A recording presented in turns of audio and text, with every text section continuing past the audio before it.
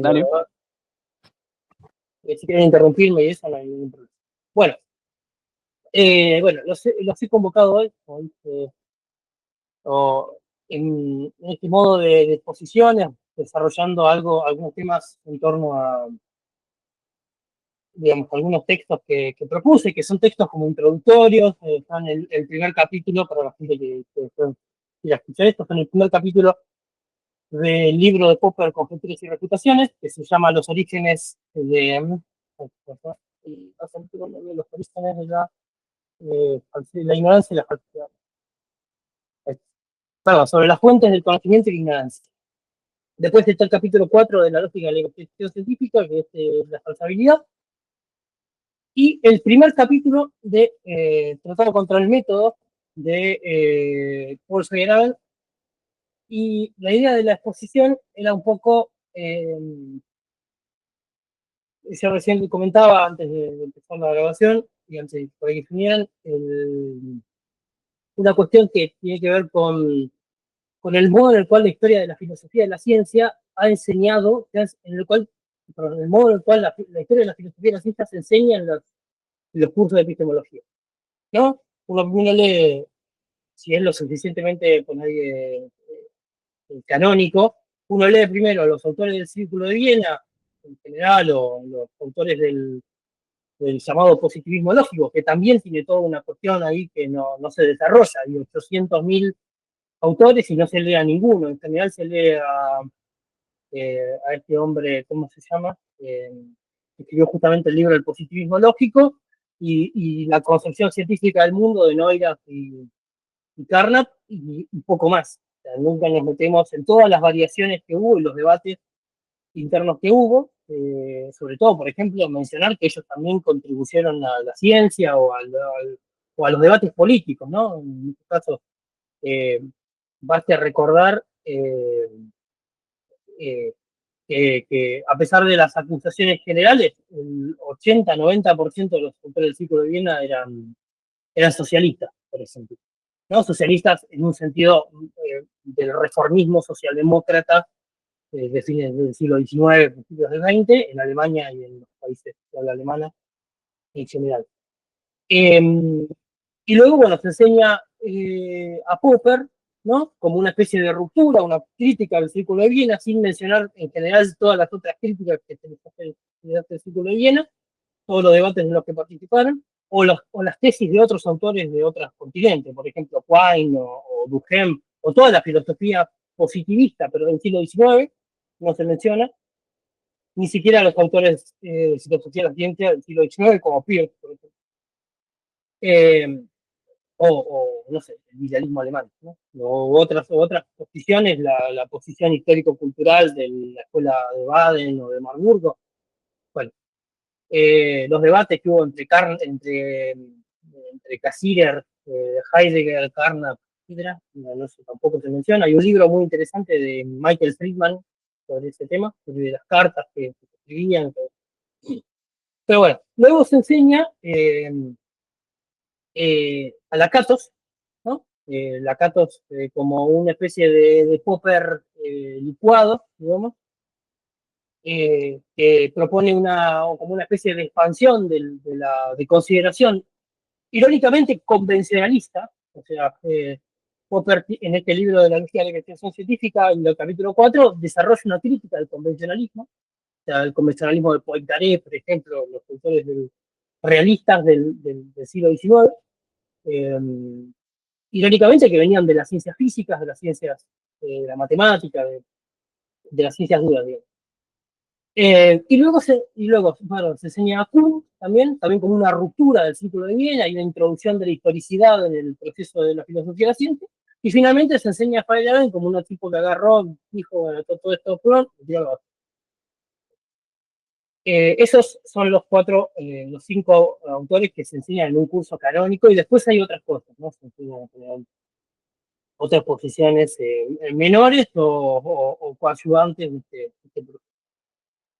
Y yo vengo a hablar de los dos autores insignes de este proceso, de Popper, de Karl Popper y de Paul Feyerabend, que justamente Nicolás Pérez y Gustavo Romero hicieron una charla hace poquito sobre eso, donde desarrollaban fundamentalmente un libro, que es el de Joseph Agassi, eh, que se llama Popper and Critics, Popper y sus críticos, y el cual también consulté un poco, yo lo conocía el libro, así que no, pero como para desarrollar un poco. A partir de esto, lo que voy a decir es que sí, la historia de la filosofía y la ciencia ha mostrado a Popper y a Feyerabend como antagónicos, como antagonistas de una historia que está de por sí empezando, mal contada desde el comienzo, ¿no? Los positivistas como unos verificacionistas toscos, gente que solamente pensaba que las ciencias eran enunciados o que el verificacionismo era una cosa estricta. En realidad había muchos debates e incluso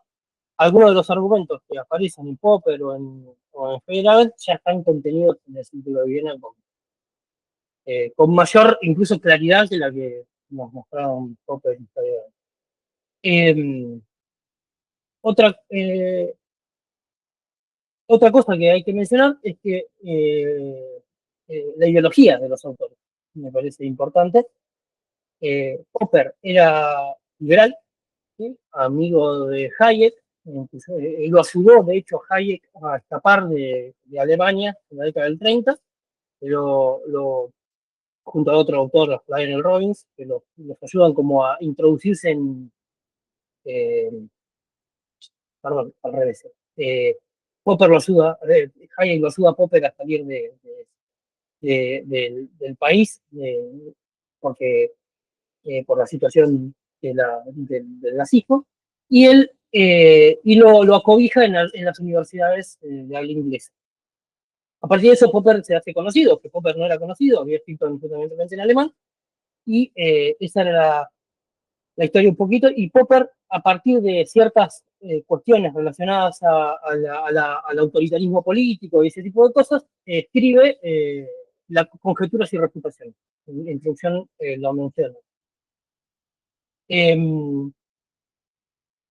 Entonces, esta historia está contada como si fuese, si fuera y si Popper fuesen antagonistas, ¿no? Porque por un lado, Popper más democrático, más liberal, de influencia ilustrada, ¿sí? Contra Feyerabend, que lo que quería hacer era destruir todo lo que habían logrado la epistemología tradicional en relación a el valor de la ciencia en la sociedad, ¿no? Eh, Esa es la historia como uno, autores como Bunge, por ejemplo, eh, son como insignias de este proceso. O sea, ellos dicen, no, Feyerabend lo que hace es agarrar toda la obra del Círculo de Viena, de Popper, de Lakatos, de Kuhn, que más o menos venía en cierto desarrollo progresivo y que lo que ponía en valor el desarrollo de la ciencia, y que lo que hace es tirar todo esto por la borda y contribuye a fomentar o proliferar el irracionalismo en la ciencia, particularmente en la ciencia social, ¿no? Donde frente al ímpetu esta cuestión de falta de rigor, ¿sí? De falta de claridad que tienen a veces los científicos sociales, eh, el, el, el, concepto que Feyerabend pone sobre la mesa frente a la filosofía de la ciencia tradicional, les da como la garantía los argumentos, muchas veces mal desarrollados, de que lo que ellos están haciendo también tiene que ser tenido en cuenta. Eh, Frente a eso, uno enseña a Popper como todo lo contrario, ¿no? Como el desarrollo de la ilustración y el proceso científico, de la claridad y todo ese tipo de cosas, contra el irracionalismo, el autoritarismo. Entonces, un poco desarrollando los capítulos, por si no los han leído, por si tienen algún interés, lo que hace Popper es básicamente hacer una especie de reconstrucción de la historia de la filosofía, la historia de la filosofía de la ciencia en torno o la historia del conocimiento, de la epistemología en la modernidad, en base a dos tradiciones. Dice la epistemología positiva, la epistemología optimista por un lado, y la epistemología pesimista por el otro, o la filosofía que quiere decir, la filosofía de carácter tradicionalista, ¿sí? Uno podría decir eh, ligada al desarrollo de la ciencia moderna, ¿no? La idea, por ejemplo, de que el ser humano se desarraiga del proceso biológico, de algún modo, y frente a eso postula la posibilidad del conocimiento. O sea, el ser humano, de algún modo, los seres humanos se toman esa ínsula, digamos, de desarrollar el conocimiento, cosa que se estaba vedado porque el conocimiento era Dios, solamente estaba ligado a eso. Irónicamente, los autores que pregonan, que proliferan, según Popper, el desarrollo del optimismo epistemológico, son los autores del racionalismo eh, el empirismo, ¿no? La idea de que el conocimiento es posible, pero el conocimiento está sesgado sobre un intelectualismo furibundo, por ejemplo el de Descartes, o un empirismo eh, desarrollo de un empirismo agresivo, como pasa con Hume o la tradición inglesa. Con, dice Popper, una cuota de escepticismo que se fue introduciendo. Que en cada tradición lo que hace es mezclar optimismo respecto al conocimiento con un pesimismo. Y esto todo lo retrotrae de la antigua Grecia, donde, si han leído alguna vez La sociedad abierta y sus enemigos, hace exactamente lo mismo. Pone a Platón en la tradición optimista, pone a los presocráticos en la tradición pesimista. La tradición optimista de Platón y Aristóteles, de Sócrates básicamente, lo que dice es que hay un método, ¿sí? Por el cual el ser humano eh, adquiere el conocimiento. ¿Cómo lo hace? A través del descubrimiento del mundo. El conocimiento ya estaba en el ser humano, solamente lo que necesita es recordarlo. Entonces, mediante la mayéutica, el método de la partera, diría Sócrates, en los escritos de Platón, eh, uno es capaz de sacar la verdad de su interior, que la había perdido en el río Letos. Eh, cuando las almas pasan por el río Letos, también se olvidan de su pasado, de su condición de idea. Digamos. En el medio eh, pasó toda la tradición occidental.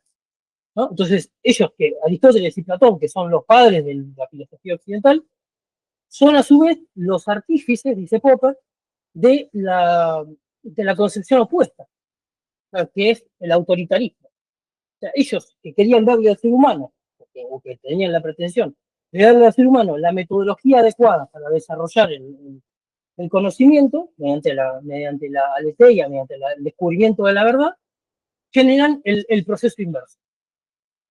Eh, Popper adolece del mismo problema que tenía que algunos críticos le adosan a Foucault, que es que lee a los autores como si los leyera por primera vez. O sea, como si no estuviesen leído nunca antes. ¿No? Entonces, se olvida que hay toda una tradición, que es básicamente la tradición canónica, que dice que Platón en realidad no tiene subsistema, no existe el sistema platónico. Lo que hay es una serie de escritos, ¿sí? Sobre todos los argumentos que se van dando respecto de diferentes temas.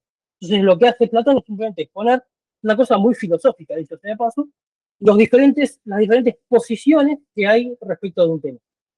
Por eso Sócrates es capaz de tener posiciones totalmente opuestas, que Popper lo ve como digamos, el desembarazamiento de Platón respecto de sus propias ideas de juventud.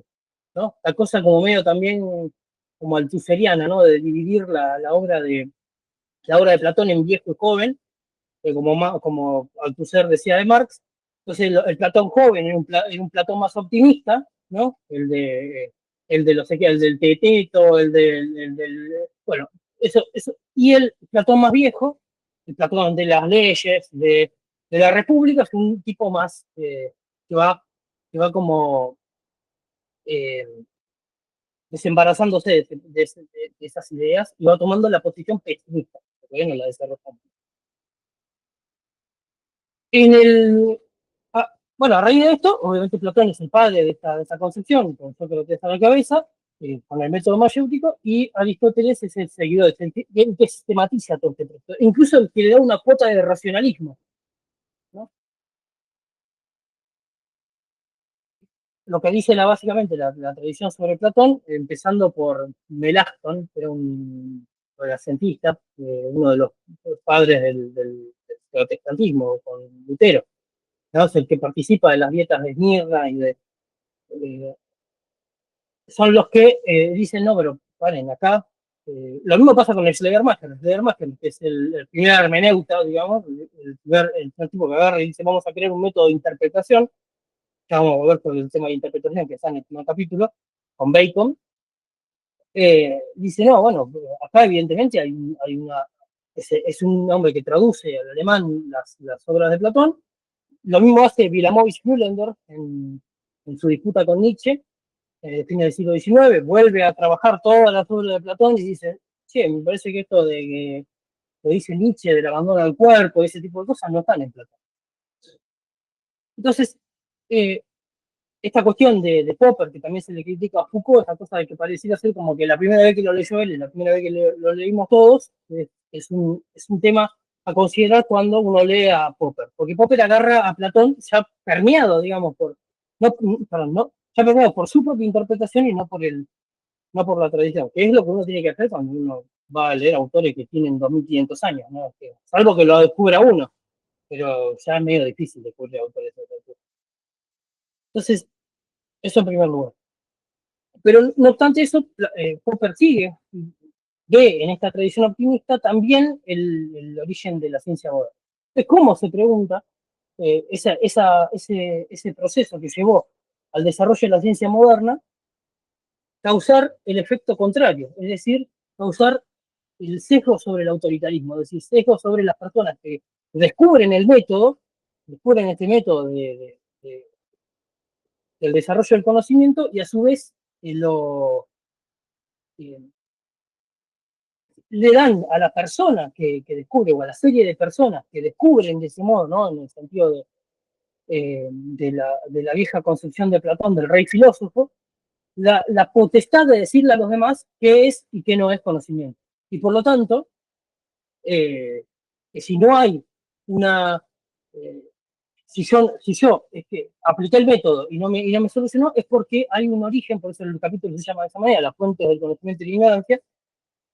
Hay una intromisión de un agente externo que lo que hace es perturbar ese proceso, esa metodología que a mí, que según estos autores, le ha permitido al ser humano conocer, ¿no? Entonces el origen del método científico, el origen del método científico, el origen del método cartesiano, del interpretatio naturae de Bacon, y ahí desarrolla Popper toda esa cuestión, ¿no? Hay unas cuestiones sobre el origen, sobre el lenguaje, sobre cuestiones que vamos a retomar. Eh, Le da la potestad a ese autor, a esa serie de personas que aplican el método, a también justificarse cuando ese proceso no ocurre. Pero hay otra tradición, hasta ahí el optimismo.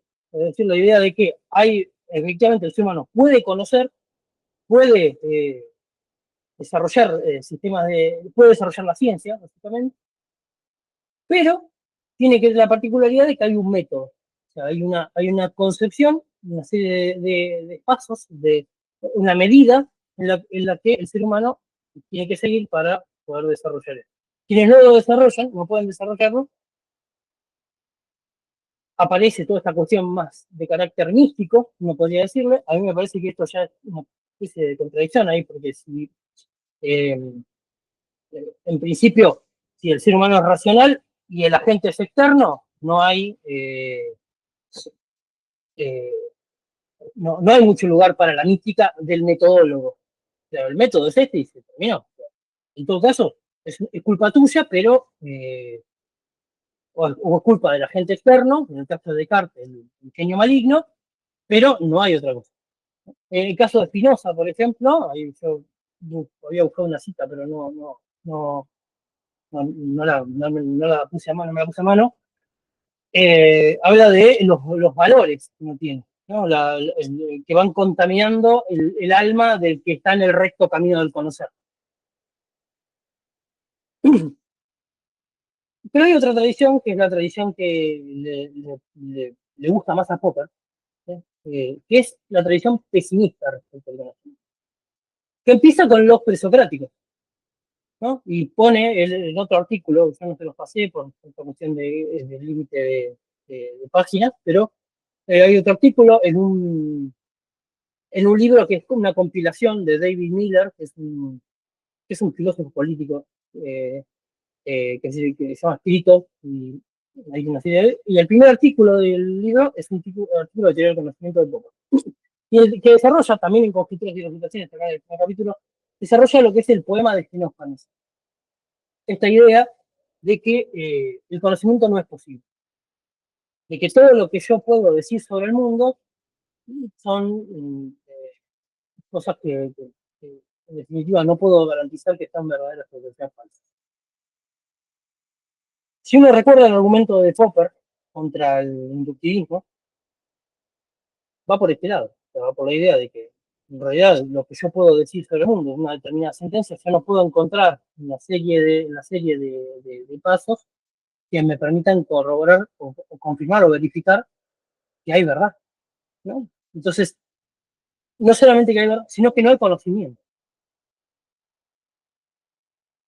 Partiendo de eso, la revolución científica parece un sinsentido, porque si yo digo no hay conocimiento, lo que ha descubierto Galileo, lo que ha descubierto la ciencia moderna a partir de él, eh, es algo que no tiene asidero y va desarrollándose. Sí, dice Popper, está bien, esto es cierto. O sea, él dice ahí, va desarrollando y dice, no, bueno, es cierto, esto trae algunos inconvenientes. Por ejemplo, el fanatismo, el autoritarismo de la otra posición también afecta a esta posición.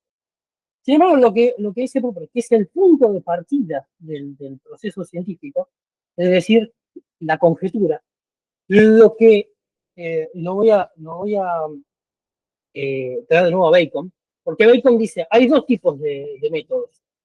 Un método de interpretación de la naturaleza, en el sentido de leer el gran libro de la naturaleza, y hay otro que es, yo hago interpretación, pero desde el punto de vista subjetivo, o sea, no con el método baconiano, sino con otro método, con otra serie de pasos, que lo que me va haciendo es eh, dando partiendo de un hecho falso, que es mi propia subjetividad, ¿sí? De una serie de enunciados falsos, yo llego a una concepción del mundo. Pero esta concepción del mundo no es la interpretación de la naturaleza.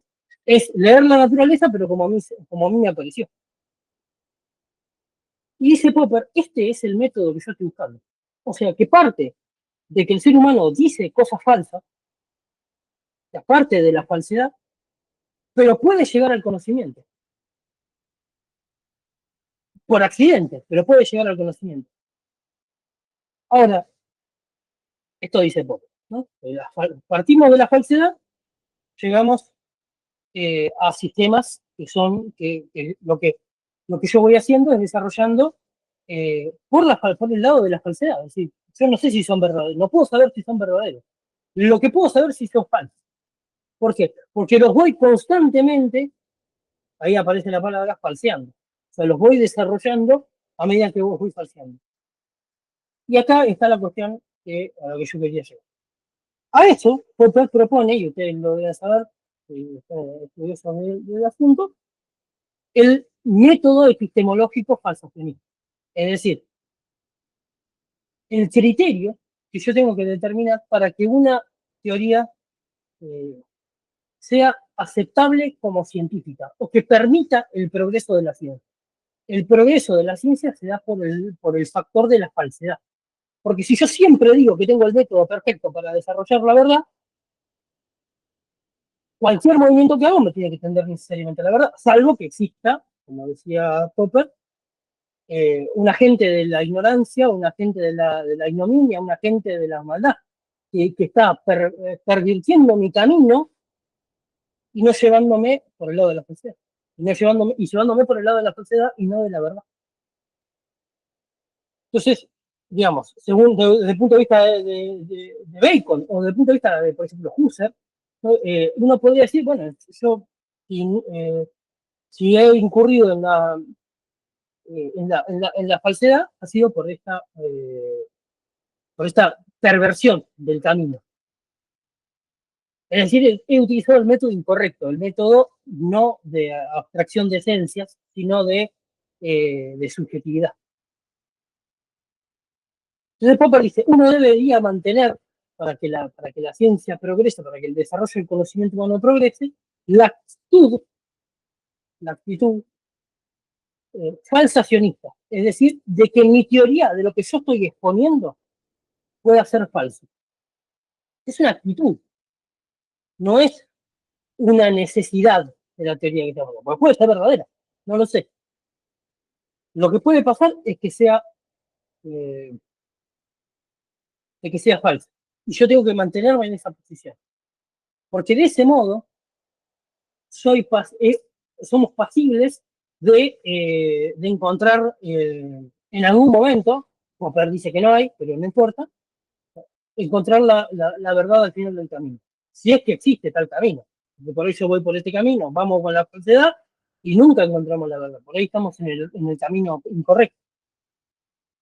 De vuelta, podemos decir, Hegel opera con el mismo proceso, pero Hegel sí cree que hay una razón universal que me está guiando por el camino correcto.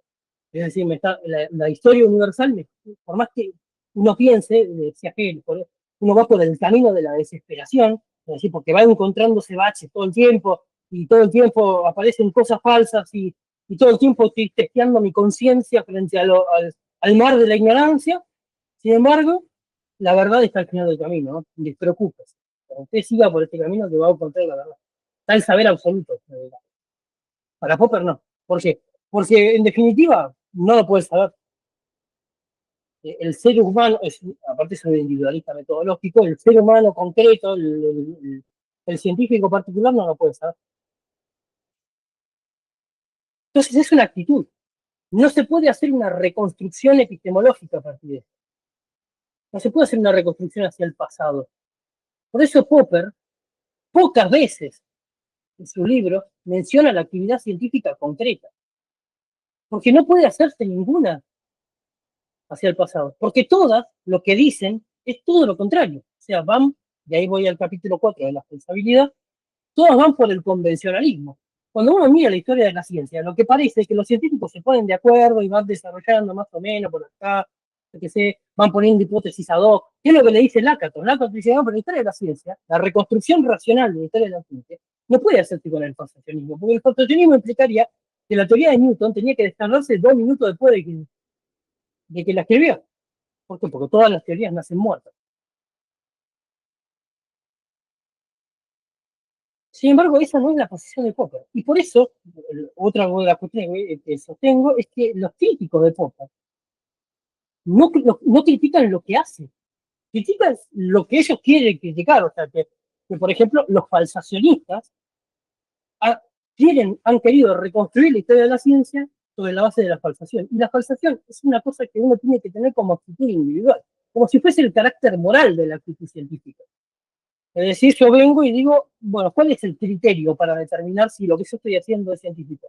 Bueno, que mantenga yo mi espíritu abierto a la falsedad de mi posición. ¿Sí?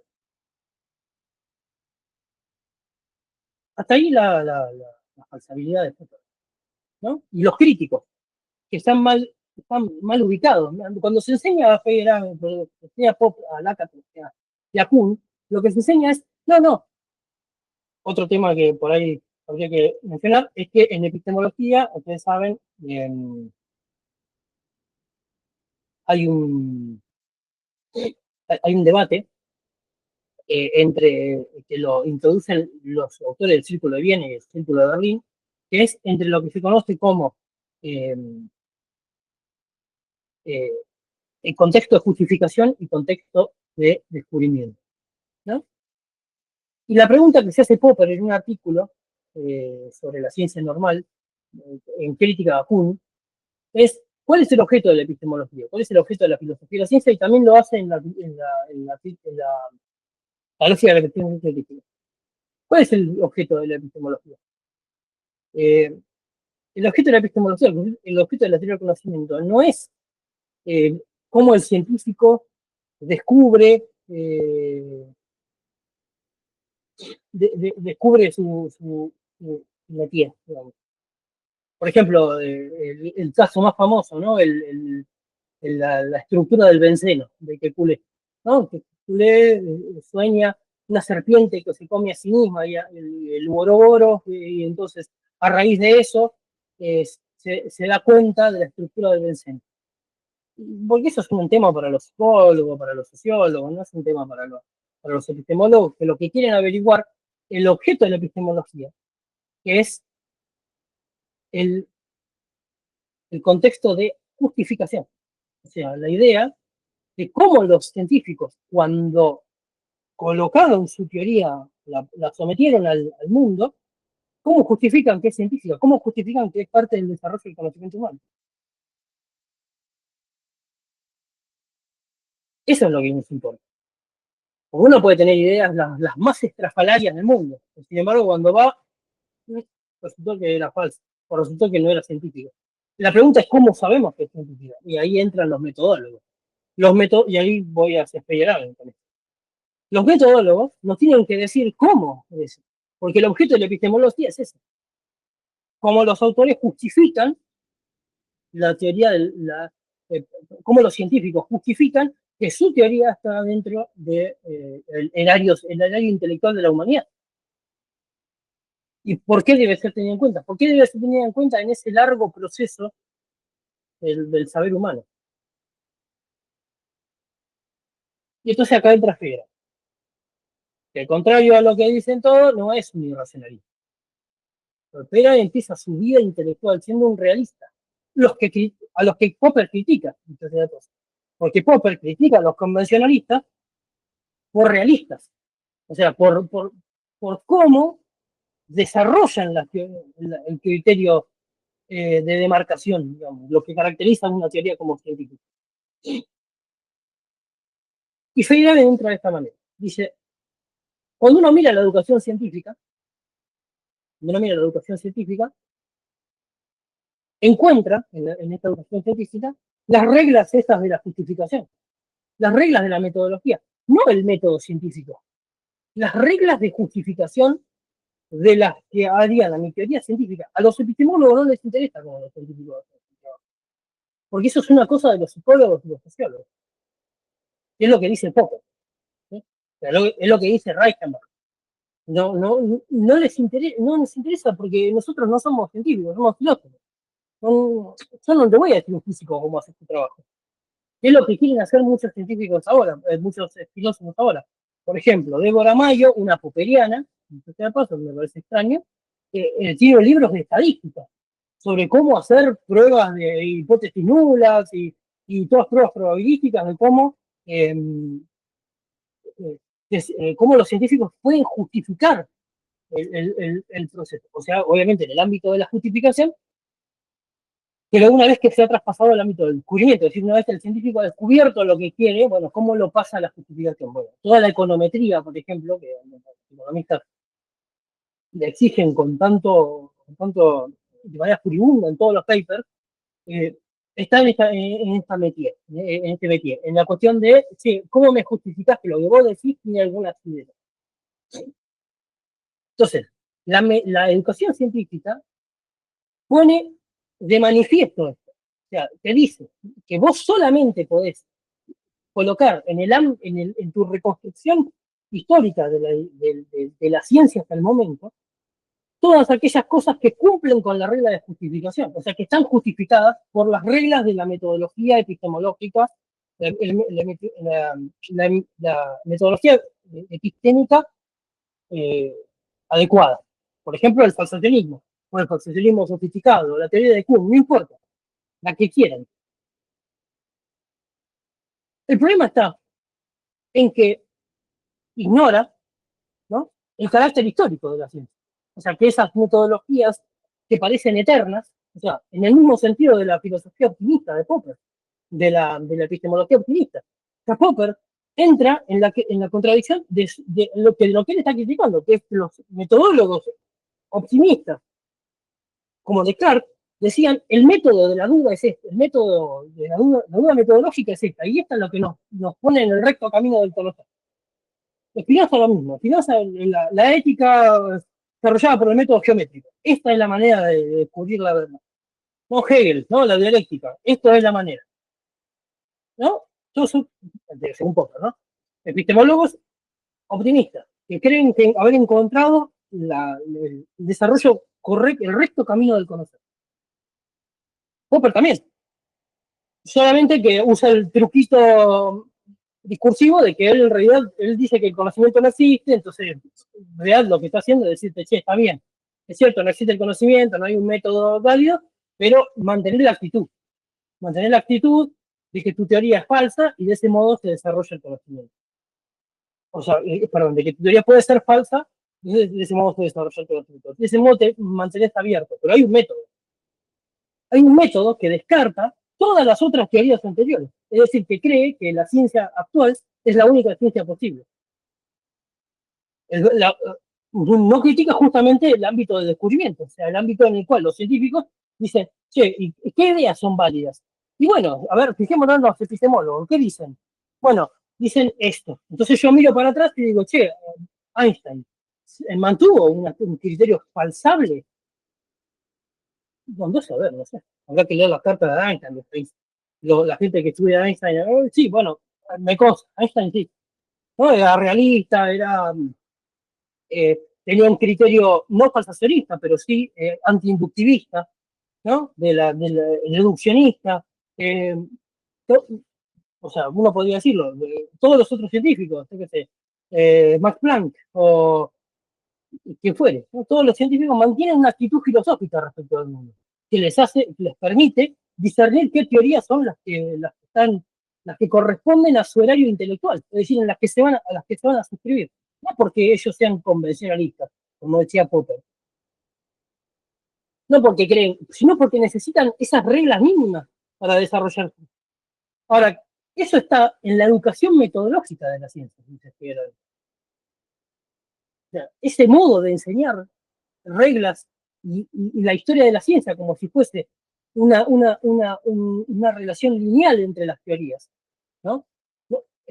La propia, no me quiero meter en terrenos que no conozco, o que podría incurrir en algún equívoco, pero no importa, eso está, la dificultad en eso. La propia teoría general de la relatividad contiene a la teoría de Newton.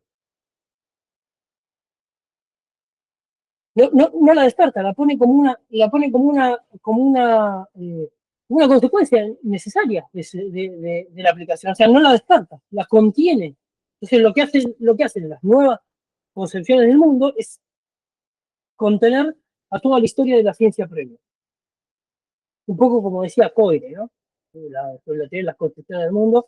Eh, esa, eh, esa cuestión de que, bueno, efectivamente, para que yo diga que una cosa es falsa para el pasado, debo tener una teoría que por lo menos la contenga, porque si no, es como cuando yo digo que una teoría social es exitosa, o porque me explica a mí, yo estoy parado acá, o sea, una teoría social me debería explicar por qué yo estoy parado acá un sábado a las 5:30 de la tarde, explicando Popper y Federer. Entonces dice, ¿cuál debería ser la regla? Dice Federer. Y acá ya, la idea de que el científico para atrás tiene toda la historia de la humanidad, todo tiene. No lo que diga un metodólogo, lo tiene todo. El vudú, la filosofía cristiana, el chamanismo, lo tiene todo. ¿Por qué no ha de repetir, por qué no ha de considerar el científico su desarrollo intelectual todo lo que quiera? Si después, cuando lo va a justificar, hace otra cosa.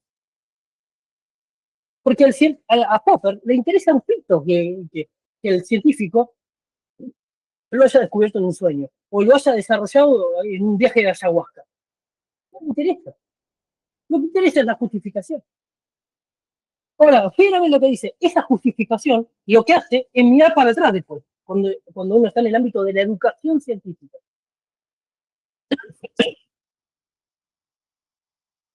Eh, Y entonces, la regla para la educación científica y para el desarrollo filosófico del científico es mirar hacia atrás, pero mirar a toda la historia de la humanidad, no solamente a lo que el metodólogo dice. Y esa es la crítica de Federer en la Popper. Es la misma crítica a Lakatos, la misma crítica a Kuhn. O sea, en el mismo libro ustedes piensan, no, pero Kuhn y Federer están en el mismo equipo. No, en el mismo libro critica a Kuhn, a Federer, a Popper, a Kuhn, a Lakatos, a Popper, al Círculo de Viena.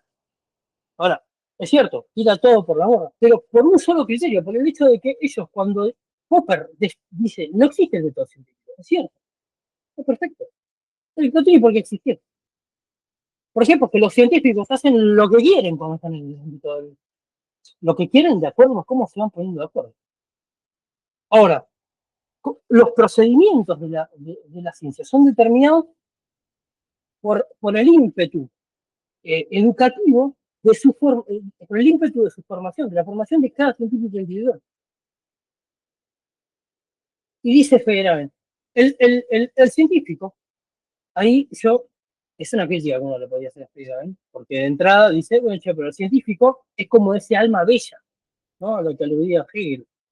Es como ese alma ingenua, como sonsa, que cree que todos son buenos. Y entonces, eso es lo que dice Federer, no digo yo, lo dice Federer, no lo dice en estos términos, lo dice como el científico es una persona que está abierta al mundo. Yo no debería no debería tener que criticarle su actitud respecto al mundo, porque ya está abierto al mundo, porque el desarrollo del conocimiento humano está abierto a los devenires de nuestro alrededor.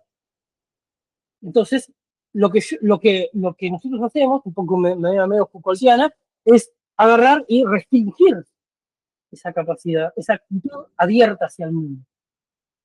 No importa lo que haga, porque en definitiva, como dice Hegel, contrariamente a lo que hace Popper, que lo piensa al sujeto individual, Hegel diría, bueno, no importa si Adler es medio cuadrado, y cree que 1000 pacientes o 1001 pacientes se comportan como su teoría, porque probablemente lo que va a pasar es que lo va a barrer el viento de la historia, ¿no? Va a venir otro con una actitud científica mucho más abierta hacia otros procesos y lo va a descartar.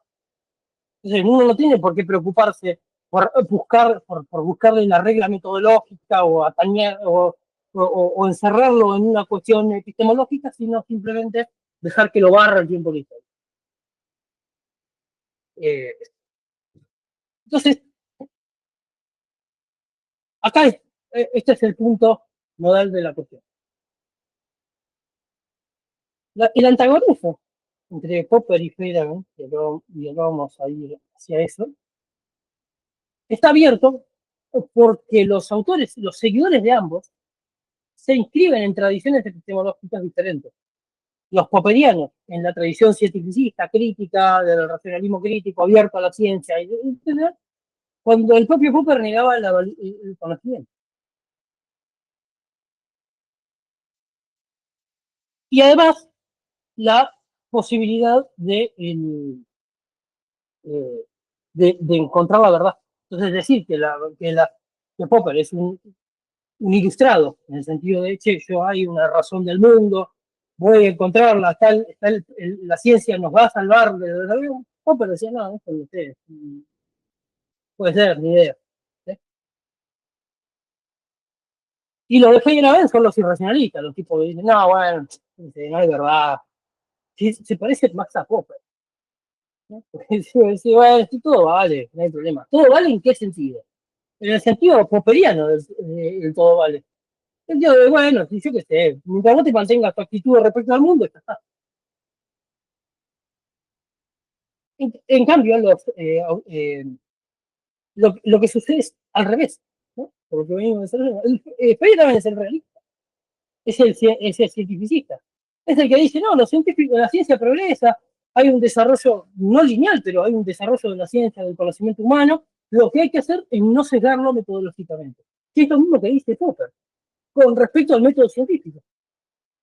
O sea, lo que empezó Popper lo terminó de cerrar Federer diciendo, che, Lo que importa realmente es cómo se va construyendo la creencia de los chicos en el ámbito educativo. Entonces, no enseñarles, no hay un método científico, no hay una serie de pasos que el científico tiene que seguir necesariamente para encontrar la ciencia. Lo único que tiene que encontrar es la actitud.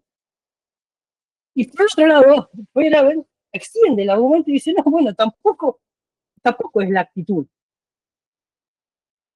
Es la consideración, o sea, él le dice reglas de contrainducción.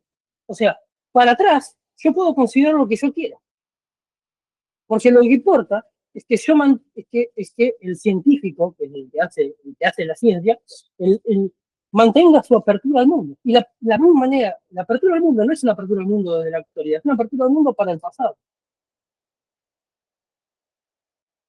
Los dos están inscritos en la misma tradición, que es que se ha reemplazado la verdad por la creencia.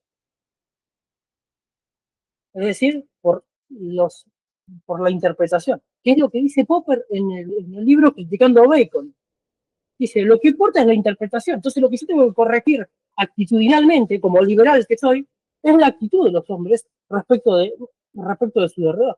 Corregirlos en el ámbito público. En el ámbito privado, que hagan lo que quieran. Y es un tema de ellos, es un tema de su vida privada. Como decía, ¿no?, de Mandeville, creo que era vicios privados, virtudes públicas. Entonces, pero dice, bueno, no, también importa lo que hagan en el privado, ¿eh? Porque también importa cómo dirigen, también importa cómo desarrollan.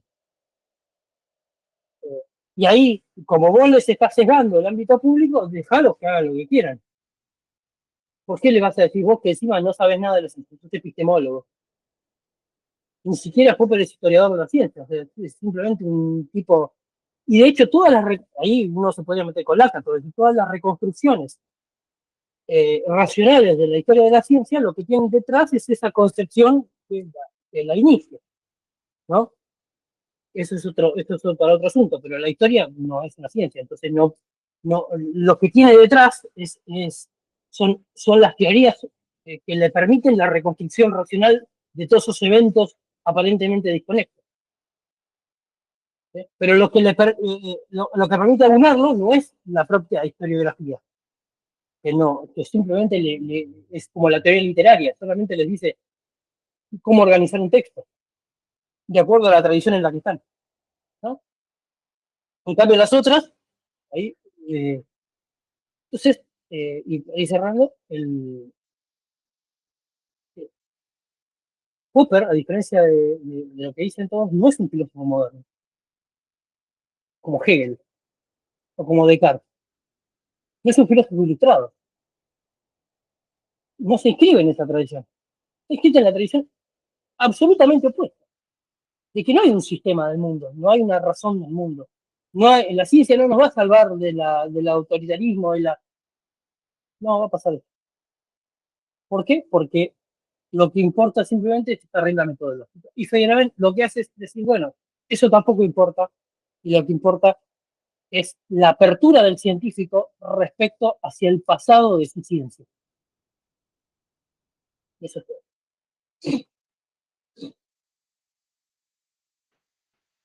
Bien.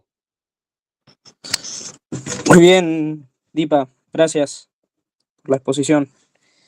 No sé si Hugo o Julián tenían alguna pregunta, aunque Julián entró recién. Me perdí de todo. Me quedé sin señal y bueno, recién conseguí señal. No pasa nada. Igual lo grabé, está grabándose. Ahí va, lo que te iba a decir es que ya que vinieron pocos, ahora recién me habló Alfredo, que el otro día también estaba bastante interesante en participar en la charla y en esta dinámica de discutir algunos textos. Bueno, la próxima vez que nos reunamos, ahora después vemos en el grupo bien qué fecha le queda bien a la gente y bueno, seguir discutiendo sobre este tema, ¿no? Y sobre estas mismas lecturas de repente. Y bueno, utilizar el video de tu disertación para apoyarnos también, ¿no? Buenísimo. Y bueno, yo lo que te quería preguntar, primero que nada, pues me llamó la atención, bueno, esto mismo que mencionás y que explicás sobre la postura de Popper y su observación con respecto, digamos, al método socrático y cómo eso lleva al autoritarismo, ¿no? Y a mí me parece curioso, digamos, porque en realidad yo entiendo que el método socrático, la mayéutica, no consiste, digamos, en que la persona le diga a el que, digamos, va a obtener el conocimiento, qué es conocimiento y qué no, sino que en realidad lo que hace es hacerle preguntas y poco a poco esa persona va descubriendo por sí mismo las inconsistencias que hay, ¿no? En su cosmovisión del mundo y por sí mismo obtiene el conocimiento. Entonces no entiendo cómo eso deriva en el autoritarismo, digamos. Sí. Yo quería buscar, bueno, hay una cosa que por ahí no dije, pero esta cuestión del optimismo me pareció que estaba como evidente, como valga la redundancia por lo que voy a decir a continuación. Y quería leer un fragmento del capítulo que les pasé, pero no encuentro el coso. Pero eh, el optimismo epistemológico, o la idea de que la verdad es manifiesta, lo dice Popper, o sea, de que la verdad está ahí. O sea, simplemente uno tiene que ir a buscarla. ¿No? Está Ujú, ahí. O sea, eh, lo que dice Popper es que detrás de la mayéutica está esa idea. Entonces, Sócrates, que ya ha incurrido en eso, ha pasado por el método de la verdad, eh, mediante hacer preguntas, te va conduciendo a ese camino, te va poniendo en el camino correcto. claro, como que él ya sabe hacia dónde, digamos, tenés que ir. Entonces, por eso te hace las preguntas adecuadas para guiarte hacia la verdad, Exacto, ¿no? exacto. Ah, Vos ok. fijate que en los textos ya cuando Platón está más viejo, ¿no? Que Ujú. escribe sobre Sócrates, Sócrates medio como que todo el mundo le dice, sí, sí, tenés razón, sí, sí, tenés razón.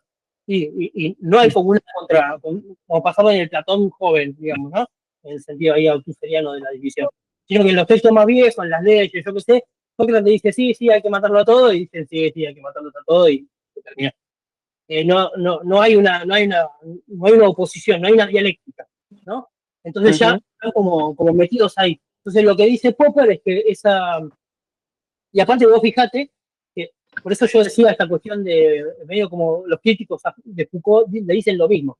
Esa cosa de como que parecía ser, como que Popper no se da cuenta que los libros de Platón no tienen un hilo conductor, no son un sistema como pretendían los teólogos, como yo, la gran escolástica de Aristóteles, ¿no? Esa cosa de, bueno, yo termino el corpus aristotélico y encuentro un sistema. En Platón no hay un sistema. O sea, son, de vuelta, estas cosas, ¿no? Es la dialéctica, es el debate, es la discusión, la disputa.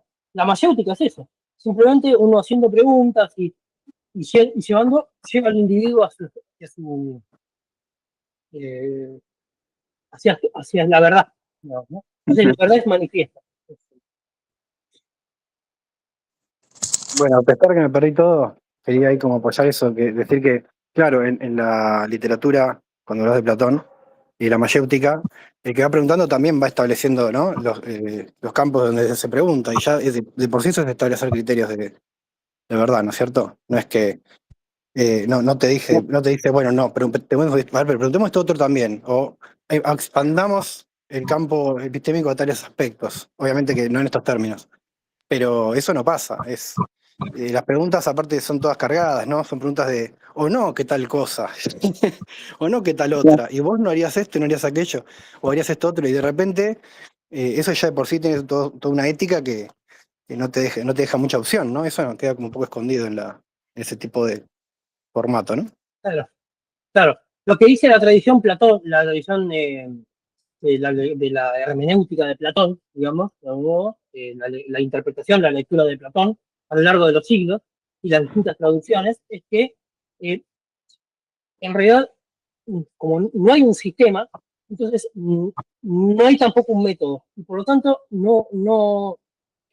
en Platón, Ujú, por sí, eso sí. no se le puede adosar a Platón ninguna posición particular.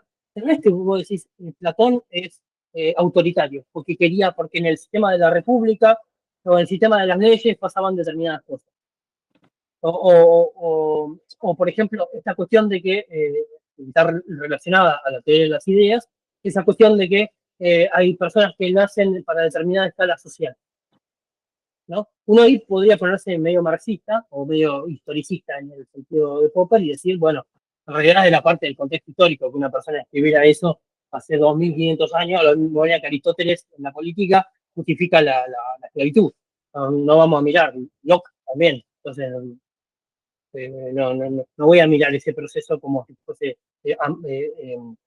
ambiguo. Pero a lo que voy respecto de Popper, porque esto está en la sociedad abierta y los enemigos, y hay toda una cosa que dice, bueno, efectivamente hay toda una tradición, que es esta la tradición del optimismo epistemológico, la idea de que la verdad es manifiesta y que yo la voy a encontrar y que yo necesito un método para eso, va conduciendo a la filosofía al ámbito de encontrar a los que están designados por nacimiento a la aplicación del método. Entonces, la contracara de eso es el proceso al que lleva después el autoritarismo y el fanatismo. El pesimismo epistemológico tiene el mismo problema, ¿no?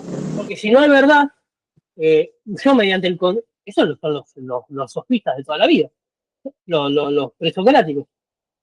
Los presocráticos eran gente que eran, ¿cómo se llama esto? Habladores, eran populistas, ¿no? En el sentido más liberal de la palabra. Eran gente que convencía por la palabra. Ahora, a Popper eso le parecía bien. ¿Por qué? ¿Por qué? Porque no lo digo en un sentido, no estoy criticando a Popper, me parece que está bien. O sea, él decía, sí, pero ellos no te decían, esta es la verdad, este es el método. Y ahí reside la actitud, el punto de partida. Sí, sí, no hay conocimiento, yo qué sé, no tengo idea, Genófanes. No hay conocimiento. Lo que hay es conjeturas y, bueno, y habladurías, y vamos convenciéndonos, pero en realidad no hay conocimiento. El conocimiento no es posible. El punto de partida es ese, de que no hay conocimiento posible.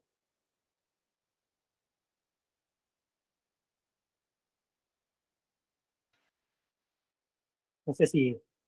No sé qué les pareció. Esta lectura que yo hago de Federer y Popper me parece que no está. Por ahí estoy cegado por también las cosas que he leído. Pero yo no los escucho a la gente decir estas cosas, porque ponen en oposición a Federer y a Popper todo el tiempo. No como una continuación de la misma tradición, que es la pérdida paulatina de la verdad en el mundo, ¿no? Esta cuestión de que, por ejemplo, la verdad está en el lenguaje. De que la verdad es simplemente correspondencia entre dos tipos de enunciados. No hay verdad en el mundo. Ahora, en ningún momento... Para vos no hay, entonces, digamos, la verdad no es un atributo del lenguaje, o sí. No. Por parte, como si el lenguaje no fuera parte del mundo. Claro, bueno, sí. Que vos fuiste una cosa... entonces Pero podría considerarse como que es una especie de, digamos, correlación que hay, digamos, entre dos funciones, digamos, del cerebro, y eso es lo que, digamos, produce la verdad, ¿no? Sí, claro, podría ser. Y aparte tiene que ver con la percepción y con las capacidades cognitivas generales, ¿no? Y evidentemente reacciona ante algo. Es como un radar, ¿no? Uno expulsa, el radar emite la señal y choca contra algo. Cuando choca contra algo, vuelve. Entonces vuelve y ya yo tengo la percepción de ese algo. Bueno, y eso podemos decir que es una especie de correspondencia, pero no es una... Y ahí hay una verdad, evidente, cuando me chocó contra algo. Chocó contra algo que estaba ahí, que yo no conozco sus determinaciones, las tengo que ir descubriendo, pero estaba ahí, desde antes. No es manifiesta la verdad. Esto es otro desarrollo que uno podría hacer. Es cierto, no es manifiesta, no es que yo la voy y la encuentro. En la mayéutica tampoco pasa eso.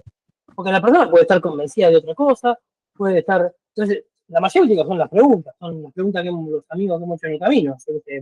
Uno va trabajando, puede ser que uno esté equivocado, por más que uno haga las preguntas, digo, che, ¿y esto qué onda? Y bueno, y uno va desarrollando.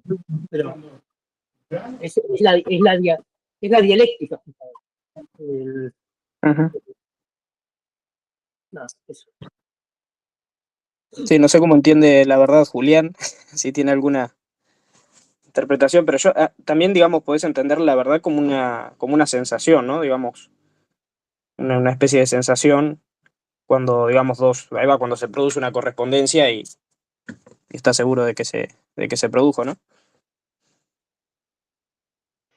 Pero Sí. bueno, nada, a mí me pareció interesante. También me pareció interesante esto del todo sirve que dijiste de Popper, ¿no? Pero igual no sé si lo podés explicar un poco más con más detalle, digamos, a qué te referís con que, digamos, esté implícito en el método, digamos, de la falsabilidad de Popper, la idea del todo sirve. A qué te referías? Eh, la crítica, o sea, la crítica de Popper es a los métodos, Ujú. ¿no? Métodos para conseguir la verdad. Bueno, no hay verdad, entonces no hay método. Pero hay falsedad, ¿no? Yo voy hacia el pasado y digo, son todas cosas falsas.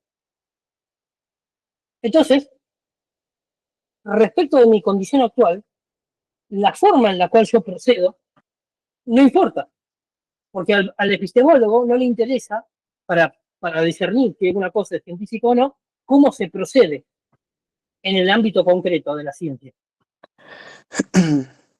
¿Me seguís hasta ahí? O sea, Sí, claro, o sea, el todo sirve estaría, digamos, en la historia del científico, digamos, previo, digamos, a obtener los resultados. O sea, como que da igual el camino que lleve, cómo llegue, digamos, al resultado científico, sí, siempre y cuando llegue, digamos, a un resultado específico, ¿no? sí, sí, puede Y llegar. luego eso lo que Eso lo importa es, determinan.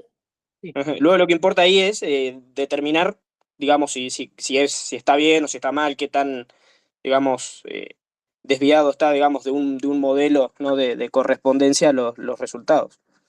claro. Pero eso es una cosa del ámbito científico. Ujú. A Popper eso no le interesa. A Popper lo que le interesa es cómo los individuos particulares, cuando desarrollan una teoría, no importa el modo de que la desarrollen, cuando están sometidos a sus pares, permanezcan en actitud de falsabilidad. Es decir, sí, puede ser que mi teoría sea falsa. Entonces los demás me la van a someter al sistema de prueba, ¿no? Es como el mercado, si uno se pone a pensar.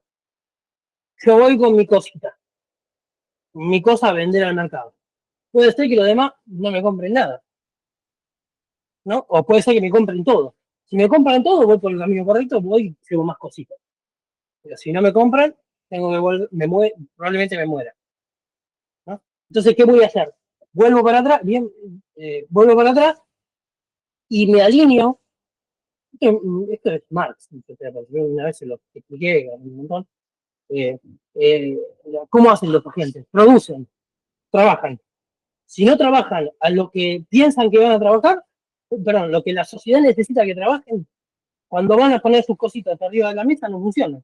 O sea, no venden, no se realiza la mercancía. Entonces, entonces dice Marx, no se ha producido valor. Bueno, ahora, para mantener ese proceso, lo que dice Popper, es que uno debería mantenerse eh, frente a la situación de que podría ser falso lo que estoy diciendo. Ahora, Ujú. su misma regla dice que para atrás todas las cosas son falsas, por lo tanto no son utilizables. No son utilizables por el científico, porque, porque han sido validadas como falsas. Entonces yo no las puedo volver a utilizar. Es una reconstrucción, en términos de Lakatos, sería una reconstrucción racional de la historia de la ciencia. Ok. Solamente están en mi caminito aquellas que han cumplido con mi criterio metodológico, que es lo que le critica Federal. Ahora, al ámbito, digamos, individual del científico, el científico puede hacer lo que quiera mientras los demás se lo validen. Y en ese sentido todo vale. Ahora, salvo todas las cosas que están sometidas a mi criterio epistemológico,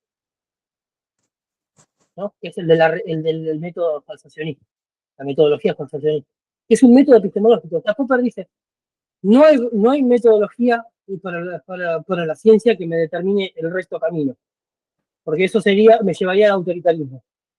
Ujú. Pero hay como, si yo te dijera, una metodología metacientífica, lo que me tiene que determinar es cuál era el camino correcto hacia el pasado para que yo pueda someter. Eso es lo que piensan. O sea, Si bien Popper por ahí no desea que esto sea, no hubiese deseado que esto sea así se enseña en la universidad. A nosotros, a los universitarios, se nos enseña epistemología, vamos a epistemología, o en todas las materias, yo tuve economía. A mí me enseñaron todas las teorías que están inscritas en el marginalismo, porque el marginalismo ha desarrollado un criterio, por ahí aunado al falsacionismo. Es decir, che, las otras teorías se probaron falsas, ya está. El marxismo, la economía clásica, todas esas cosas son falsas. No hay hipótesis a dos para eso. Lo que importa es lo que pasa ahora, y lo que pasa ahora, la manera de someter a prueba empírica y falsable las teorías son estas. A Popper eso dice, no, está bien, perfecto, todo legal hasta ahí. El problema es que vos mantengas tu actitud científica. Que en tu actitud científica la posibilidad de que sea falso. Pero él le dice, no, pero ahí vos estás teniendo un problema. Yo voy a mejorar tu teoría ahora. ¿Por qué? Porque vos estás sometiendo de nuevo a los científicos a un criterio del optimismo epistemológico. Es decir, le estás diciendo metacientíficamente cómo deberían comportarse respecto de todas las teorías del pasado y todas las teorías habidas y por haber. ¿Por qué? Porque ahora se van a fijar si los científicos tienen la actitud falsable o no, falsacionista o no. Entonces lo que implica ahí es que todo vale. No es que todo vale en el sentido de, hoy un científico tiene que considerar que el vudú y la física cuántica es lo mismo. El chavo lo dice, ¿tá? Pero es como dice Romero, o como decía el propio Federer, cuando lo iban a encarar, ¿viste? Porque no sé, dijo una cosa antisemita, una boludez así, de repente lo fue a encarar el loco, no me acuerdo del autor creo que te haga así, porque era judío. Lo fue a encarar, y después Federer dijo, no, vos no tenés que ponerte a considerar lo que yo estoy diciendo. Ahora, yo estoy diciendo lo que Federer dice en el libro, y él en el capítulo que yo les pasé, y en todo el resto del libro, que es, hacia el pasado. Todas las teorías son falsas, ¿no? Está perfecto. Y entonces, ¿qué hago? ¿Qué hago para la educación científica? ¿Cómo les enseñan los científicos a otros qué hacer? La respuesta es, no importa, todo vale. Vos tenés que, ¿por qué? Porque el científico por sí solo es un espíritu libre que va a encolumnarse en ese desarrollo. En ese desarrollo tanto epistemológico como metodológico respecto de tu ciencia. Eso dice. Y vos fíjate que es una extensión del otro, uno del otro. Uno dice lo mismo para el desarrollo científico, el otro lo dice para el desarrollo epistemológico. ¿Quién es Popper para decirle a un científico qué hacer con su teoría? Nadie, dice Pérez. El problema ahí, ¿qué hacen los científicos? Y dejamos hacer. Sí. O sea, vos cuando decís todo vale, es considerando de acá, es como todo vale de acá para adelante. Es decir, todo aquello que ya fue probado falso, toda metodología que fue demostrada falsa en el pasado, por el medio que sea, bueno, ya no debería ni ser testeada. Entonces ni siquiera hay método. O sea, esa es mi interpretación de lo que está diciendo. ¿Sería correcto? Al revés. Todas las cosas hacia el pasado también deberían considerar. Todo debería considerarse, todo vale. No hacia el futuro, hacia el pasado. O sea, yo reviso las teorías de la física aristotélica. Perdón, no sé si ustedes saben cómo se da cuenta Kuhn que hay paradigmas. ¿La hicieron a Kuhn alguna vez? Yo por ahí no decía lo que había que hacer, decía lo que estás criticando. O sea, esa afirmación que hice yo es la que está tratando como de afirmar lo que vos criticabas. Esa es la afirmación que estás criticando. Exacto. Sí. Okay. Porque han sido falsadas. Entonces, si son falsadas, no entran en mi criterio epistemológico y por lo tanto no debería enseñarlo. Pero esa sí sería la cosa. Eso sí. Bueno, la manera en que se da cuenta Kuhn de los paradigmas, o sea, la manera en que él desarrolla el argumento es, abre un libro de Aristóteles, el de la física, y dice, no entiendo nada de lo que dice. ¿Por qué? Porque a mí me enseñaron química y física por métodos cuantitativos, así, así, y Aristóteles habla de mete metáforas, acotaciones a un tipo, a otro, no se entiende lo que dice. Entonces, como él no lo entiende, dice, como yo no lo entiendo esto, y soy químico, soy físico y químico y historiador de la ciencia, y no lo entiendo Aristóteles, vamos a decir. No lo entiendo respecto del sistema. Entonces debe estar diciendo otra cosa totalmente diferente. Y entonces esos dos sistemas son inconmensurables. Pero dice, sí, yo que puede ser, son inconmensurables.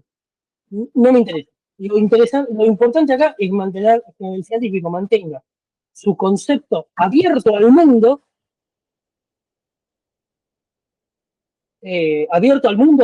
en el sentido general, la historia universal, para poder elegir qué teorías son las que se van a desarrollar o no. Pero el científico particular. Ahora, ¿qué diría Hegel, por ejemplo, sobre esto? Diría, bueno, en realidad está bien, o sea, está bien lo que dice Popper, está bien lo que dice Feyerabend, ambos están contenidos en la historia universal, son parte de la dialéctica del desarrollo intelectual de la humanidad, y lo que va a predominar es lo que en su conjunto la historia universal se desarrolla. No importa lo que diga un científico particular. Sí, puede ser que haya gente hoy, científicos consagrados, que digan que yo qué sé, creo que era el descubridor del eh, ay, por favor, el premio Nobel de medicina, que no creían en SIDA o cosas por el estilo. Bueno, yo que sé, puede haber gente que diga eso. Y toda la gente bien que está muy preocupada. ¿Montañar, decís vos? ¿Montañar? Sí, creo Debería que ser sí. una pavada, sí. Pero todos están preocupados por lo que dicen. Como si importara en realidad, como si, no, porque es un premio Nobel, todo el mundo lo va a tener en cuenta. La ciencia se va a hacer igual, ellos opinen o no. Eh, el- y no tiene nada que ver ¿ves? Ahí en ese caso, uno podría decir, sí, pero ¿cómo puede ser que este hombre es un científico consagrado? ¿No tiene un método falsacionista un método de, yo qué sé, el cuniano no importa, porque no lo tienen, no lo tienen. Y son personas trabajadores, diría. Son trabajadores nomás que en su ímpetu cumplen una función específica en el desarrollo del modo de producción capitalista, que es lo que hace que en ese momento histórico concreto hayan satisfecho algún desarrollo tecnológico que no es de ellos, que es del obrero colectivo, que, que están personificados en ellos, obviamente, está personificado él como parte de la clase obrera, pero no, ellos en particular no son nadie. Pasa que, bueno, uno necesita eh, como esa validación para que suceda. En realidad, la historia universal borra todos los grandes nombres. Lo único que permanece es el desarrollo mismo del conocimiento. Andás a ver cuántos científicos escrupulosos o inescrupulosos han pasado, bueno, Watson, ¿no? Que le robaba cosas a su colega, la cristalógrafa. Y al final era ella la que descubría, la que hacía las investigaciones, y ellos nomás pusieron el nombre y el que era el asesor de ellos le pasaba la verdad. Todo ese tipo de cosas, diría uno, no son popperianos. Y no, porque en realidad todo vale. Esa es la lección.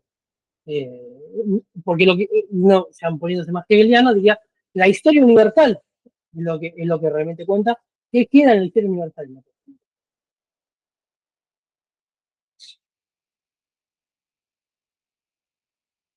Yo te quería preguntar algo, Lipa. ¿Vos adherís, por ahí es muy general la pregunta, pero vos adherís en general a las ideas de Hegel? ¿Es así? Sí, en la medida que las entiendo, sí. Ok, te iba a preguntar por ese lado. Porque, por ejemplo, a mí lo que me hace ruido y me cuesta un poco es esta mirada teleológica de la historia de Hegel, o por ahí esa es una mala interpretación mía también. Pero se lo suele presentar un poco de esa forma, ¿no? Como que en ese momento hizo esa lectura, también considerando que la historiografía en ese momento era un poco de esa manera, siempre tratando de justificar, ¿no? Como, bueno, desde el punto de vista de los alemanes, nosotros seremos el pueblo elegido, etcétera, etcétera. Pero por otro lado tiene otras ideas. ¿Y cómo reconcilias ese aspecto de si es que lo consideras correcto, una interpretación correcta, cómo reconcilias eso con el resto de digamos, de su epistemología, llamémosle así, si te parece correcto? Voy a preguntar por esta cuestión del Estado alemán. Yo pregunto por el hecho de que las ideas de Hegel, digamos, las pensaba muy como para adelante, ¿no? Como esto de la causa final, de que cómo encaja eso con el resto de ideas que podrían ser aceptables hoy, digamos. Eso es lo que me cuesta a mí. Puede ser que estén totalmente desentrelazados, ¿no? Yo no, porque lo que yo he escuchado de los hegelianos, por ejemplo, es que Hegel no es teleólogo, o sea, no tiene, su historia no es teleológica. Que después él haya tenido esa, digamos, en sus notas de clase, que son de los alumnos en realidad, ese ímpetu por desarrollar la historia en etapas, ¿no? Cosa que era por ahí habitual. Uno, cuando va a los cursos de historiografía, los historiadores, bien no son teleólogos, todos no son teleológicos, su historiografía, tienen que enseñarla en etapas, ¿no? Por ese lado. Y uno también, no podría decir, che, pero pará, vos acá, por ejemplo, en la fenomenología del espíritu también, ¿no? Me contás las etapas del desarrollo de la conciencia, ¿no? Bueno, eso no siempre es de todo así, hay como momentos en los que dice, bueno, ahora volvimos para atrás en una cosa, volvimos para adelante, vamos para adelante. O sea, volvemos para atrás en un sentido como volvimos al capítulo anterior, ¿no? Donde desarrollé la conciencia en esta forma, y pasan esas cosas. De,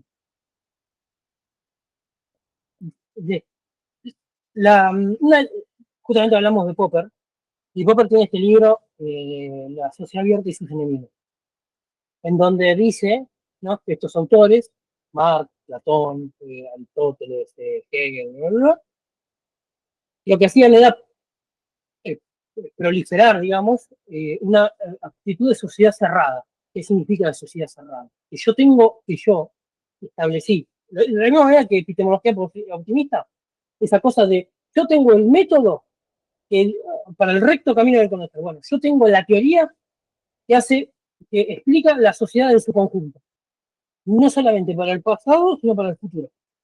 Entonces, la historia va para este lado, ¿no? La historia tiende al comunismo, ¿no?, que es la mitigación de todas las situaciones de clase, de toda la desaparición del Estado, la desaparición de todas las naciones.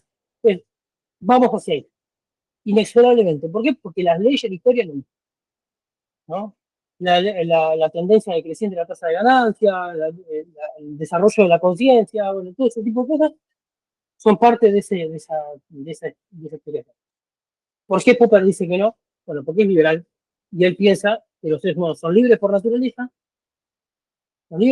entonces la conciencia humana no admite sociedades cerradas. Es decir, inexorablemente o indefectiblemente, toda forma social, si bien puede aparecer, como también puede desaparecer, no lo sabemos. De vuelta toma la misma actitud con la ciencia.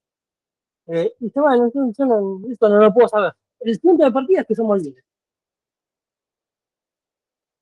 Marx le contestaría, esa libertad abstracta que vos estás desarrollando, y Hegel también diría lo mismo, esa libertad abstracta y natural que vos estás desarrollando no es más que la manifestación del desarrollo de las fuerzas productivas del trabajo social en este momento histórico determinado.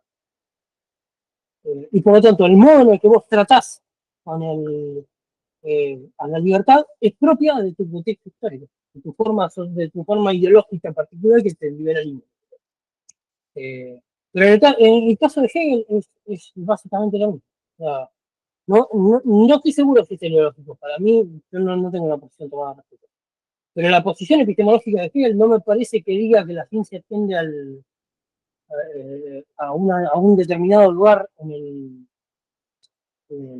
o sea, que tiene un fin, ¿no?, que es la causa final, el saber absoluto, por ejemplo. No, que es lo que todo el mundo interpreta cuando me parece a mí que te da más interpretación de que tiende a ese lugar. Parece que no, va, viene, no. El saber absoluto es como yo te dijera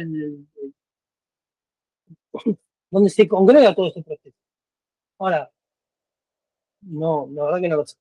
No Claro, tengo por una decisión ahí, tomada. discúlpame. No, Nico, no, por ahí lo que yo he visto es que por ahí más desde la escuela francesa, ¿viste? De historiografía, se le tira esa idea de que, bueno, se viene de una mirada más teleológica hacia un giro crítico. Por ahí es la justificación de los anales franceses, ¿viste? Para decir que el giro crítico es correcto y que los demás estaban siendo demasiado, se estaban autojustificando y por ahí, bueno, lo meten a Hegel en la misma bolsa. Puede ser eso también. Pero sí, he leído algunos trabajos que tratan de ver los historiadores del siglo XVIII y bueno, un poquitito eh, hacen esa especie de lectura de lo que hacía Hegel junto con otros, ¿no? Por ahí después, ¿no? claro. Pero el punto es que esa es como la lectura que yo tenía. Obviamente por eso te dije entrar. Por ahí puede ser que sea muy errada porque me falta por ahí. No, De hecho, no, tengo ahí en casa el libro de arranque. historia de Hegel y lo tengo que leer todavía. Pero me interesa, me interesa. No, por ejemplo, Von Ranke, ¿no? Von Ranke arranca, valga la redundancia, con esta cosa de que, bueno, la historia hegeliana, digamos, lo que pasa, voy a poner otro término, es la razón por la cual aparece en todas el positivismo, por ejemplo, el positivismo de Comte. Es porque la filosofía de Hegel, Hegel lo decía en el libro, o sea, la filosofía termina en mi escritorio. Entonces, después que apareció todos los filósofos se miraron y dijeron, ¿y ahora qué hacemos? Entonces volvieron a Kant, volvieron a los empiristas, eh, no sabían qué hacer, porque toda la filosofía, el loco dijo, toda la filosofía tenía en el escritorio. Sí, no había mucha salida. Los historiadores les pasó lo mismo. Los historiadores dijeron, no, bueno, está bien, ya está. ¿Qué vamos a hacer? Y este hombre agarró toda la historia, agarró toda la historia universal y le puso, y la puso en un marquito. Y dijo, hasta acá llegamos. Ahora, todo lo que venga después es un tema que está desarrollado en mi sistema. Todos se quedaron como, ¿y ahora qué hacemos? Bueno, lo que había que hacer, en mi juicio, era empezar a contar. O sea, empezar a contar la historia como lo estaba desarrollando Hegel. Empezar a agarrar, por ejemplo, como hizo Marx. Agarró la fenomenología de Hegel, agarró la ciencia lógica y dijo, voy a escribir el Capital. Escribió el Capital. Y había que seguir desarrollando todos los puntitos. E ir dándole, digamos, contenido a esa forma. Ahora, eh, eh, lo que hicieron los otros fue como medio reaccionario, porque dijeron, no, esta totalidad es autoritaria, es a favor del Estado prusiano, hay un historiador de la vida de Hegel, de un biógrafo de Hegel, eh, me lo busco, eh, que empieza así, ¿no? Porque, por ejemplo, Bertrand Russell en la historia de la filosofía occidental dice lo mismo. O sea, como diciendo, no, bueno, estaba a favor del Estado prusiano, estaba. No, sí, bueno, no sé. Digo, aparte, tiene una particularidad los críticos de Hegel de que pocas veces lo leen. Terry Pinkard, que arranca diciendo, ¿no? Citando todos estos casos de gente que criticó a Hegel y critica o sea, lo que va a hacer es contar la historia como pasó. ¿No? ¿Quién era Hegel? Es un poco a los schopenhauerianos les pasa lo mismo, ¿no? Le tenían como una cosa ahí eh, eh, medio como una hazaña en particular. Ahora, hay, me parece que está justificado en un sentido también existencial, porque si de repente un tipo agarra y escribe un libro que dice la historia termina en mi escritorio, la filosofía termina en mi escritorio, y es normal que pase muchas cosas. Es normal que pase esa reacción inmediata eh, aparte que no se entiende nada, porque es una cosa que tiene que pasar 3 años leyendo un párrafo. Esa parte es muy jodida. O sea, debo decirlo, la verdad, podría haber sido un poco más claro. No le costaba nada, seguramente. Aparte, las clases de él eran clarísimas, todos los alumnos le entendían.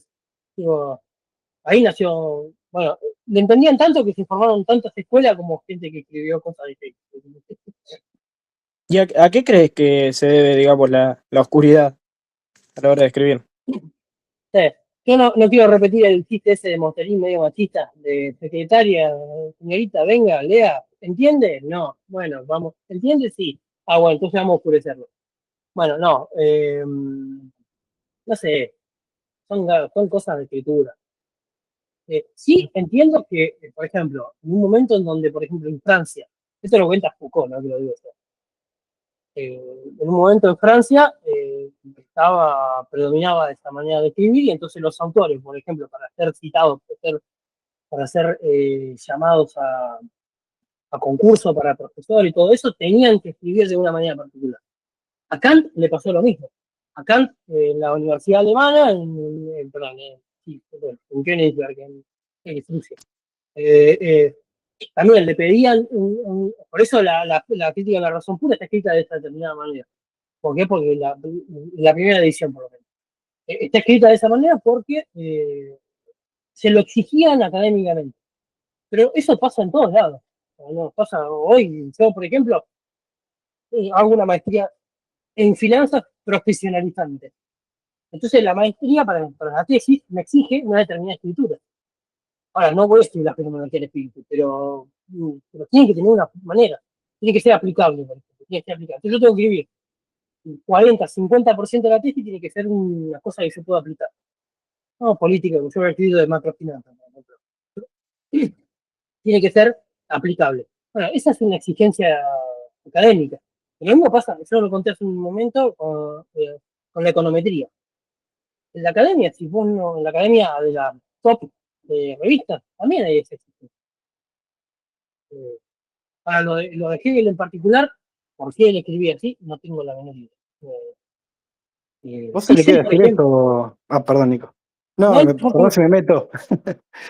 No, que te decir eso, me dejaste pensando, que yo mismo estoy tratando ahora de escribir algo y pienso mucho en eso, ¿de dónde lo voy a publicar? Porque es, digamos, es interdisciplinario y en un sentido que la verdad que encaja con muy pocos, con los parámetros de muy pocos journals. Entonces, claro. eso Aparte, también si lo vos puedo haber decís, pegado a la Hegel. revisión, Igual yo no soy Hegel, ¿no? Pero digamos, si, imagínate siendo Hegel, no sé si es peor o mejor eso. Por ahí es peor, porque el tipo encima tiene que evaluar lo que hizo antes, la llegada que va a tener en función de lo que ya pensó, si lo, ¿no? Lo van a seguir escuchando, si dice algo diferente. Entonces, por ahí a veces la vaguedad, me parece que, o es, se puede decir vaguedad, ¿no? Por ahí también se le puede atribuir a eso, ¿no? Esto de llegar a más gente. Entonces, claro, en un contexto de clase donde estás frente a un montón de gente que ya está ahí, podés decir las cosas de, como quieras, pero cuando bueno, lo escribís que lo va a leer todo el mundo es muy diferente. bueno, Heidegger, por ejemplo, vos decís, vos lees el tiempo.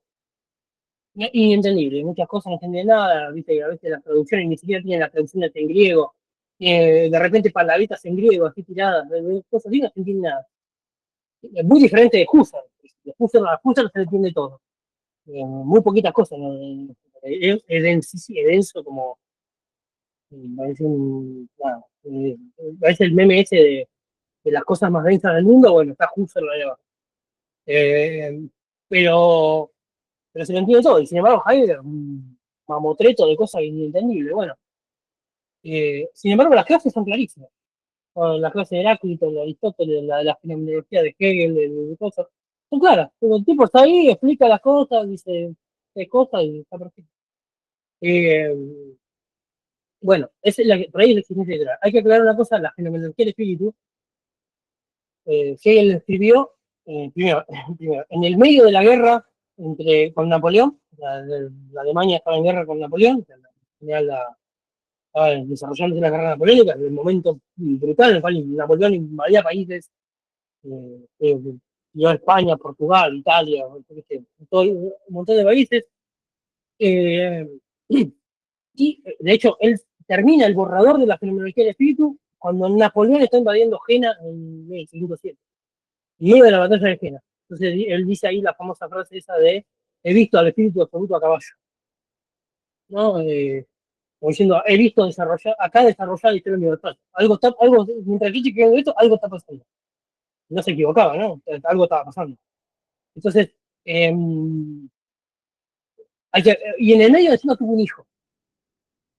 Entonces, era un tipo muy pobre, no era Schopenhauer. Schopenhauer era un chabón de la aristocracia alemana, se codeaba con Goethe, con Beethoven, con este, con el otro, nadie le daba pelota, con un chanta bárbaro. Eh, la madre lo odiaba encima porque un pelotudo, aún insufrible. No entiendo por qué les gusta a la gente. Es insufrible, un chabón insufrible. Pero bueno, tema de ellos, conmigo. Pero bueno, porque él era muy pobre, era un chabón que venía de cosas, daba clases en un secundario, no sé, en un gimnasio. Entonces mandaba el editor, ocurrió algo con él, lo mismo que con Nietzsche, que el editor le tenía mucho afecto, y lo mismo pasaba con Nietzsche, por eso le dan la cátedra en Basilea. El editor le adelantó plata. Entonces Hegel, para cumplir con los cosas, le mandaba como capítulos, y el editor lo ponía como llegaban o como le parecía, ¿no? Entonces, cuando terminó, era un mamotreto enorme, todo desordenado. Entonces, al principio podía parecer esta cuestión. Después, obviamente, Hegel lo ordenó, y las ediciones que hoy leemos son las ediciones ordenadas, pero durante mucho tiempo estuvo esa cuestión, ¿no? Los que habían comprado el libro por primera vez lo veían medio un poco eh, con un orden que era incorrecto. Pero nada, o sea, y otra cosa que quería decir, ¿no? Uno puede decir Bertrand Russell, ¿no? Bertrand Russell es un autor clarísimo en los aspectos en los cuales la filosofía ya había dicho todo al respecto. Bertrand Russell es un autor que salvo en las cuestiones de semántica y matemática, que no se entienden nada, o agarras, Nico Pérez lo dice todo el tiempo, por ejemplo. Esa cosa de on the noting, en un artículo, no on the noting, no me acuerdo de qué año es, pero es un artículo oscurísimo, no se entiende nada, porque está hablando de la denotación. A veces hace falta ese oscurantismo original, que es más ambiguo, más metafórico, más de ideas que a uno le pasa cuando está trabajando, ¿no?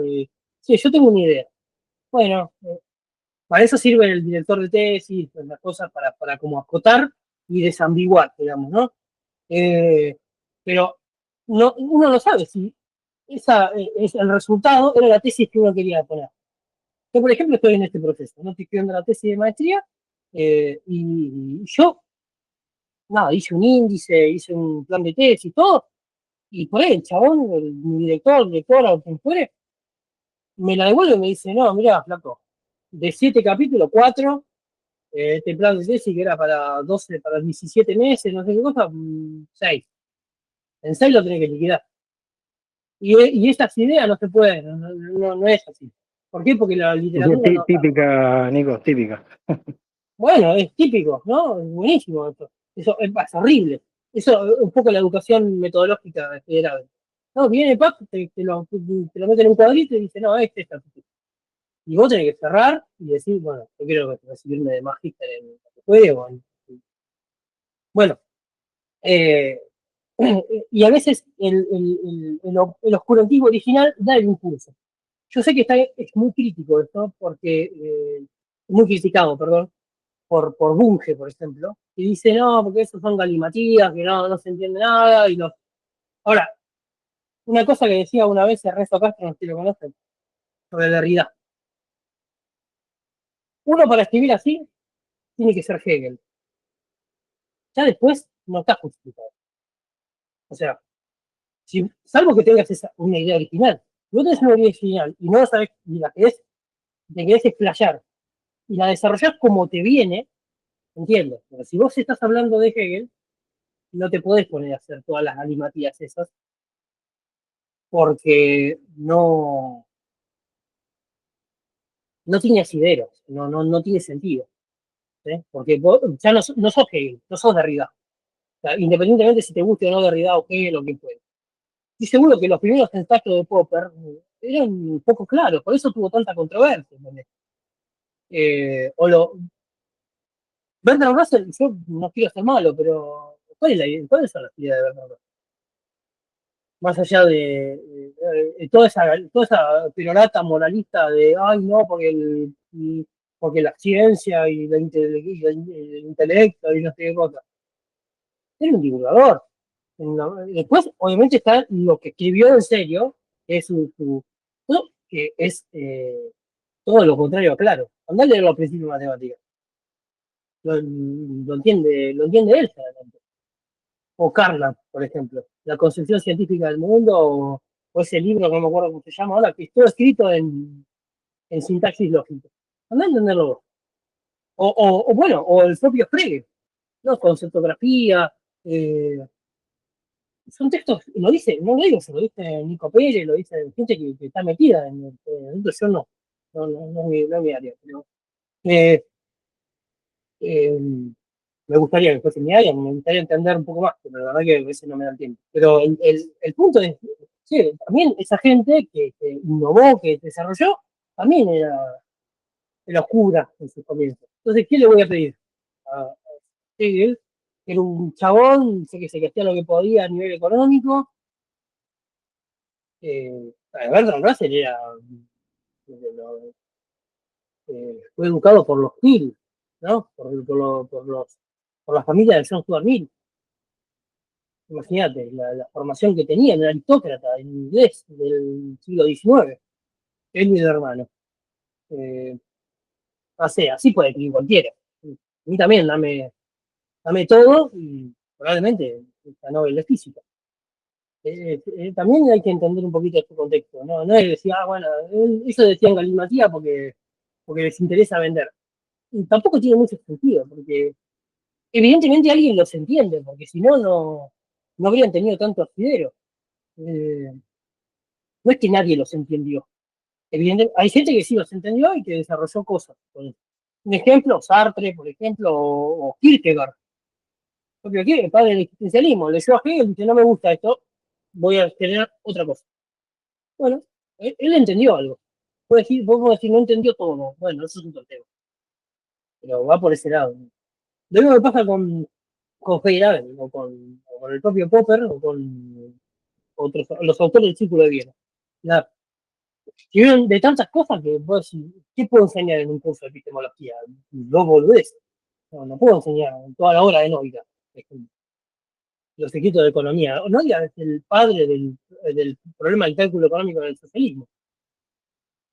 Eh, él mismo intentó una solución en términos matriciales del asunto, ¿no? Y nadie lo lee, nadie se acuerda, nadie sabe. Bueno, hay algunos que sí, obviamente lo estudiaron, pero en general no se dice, entonces me parece que va por ese lado.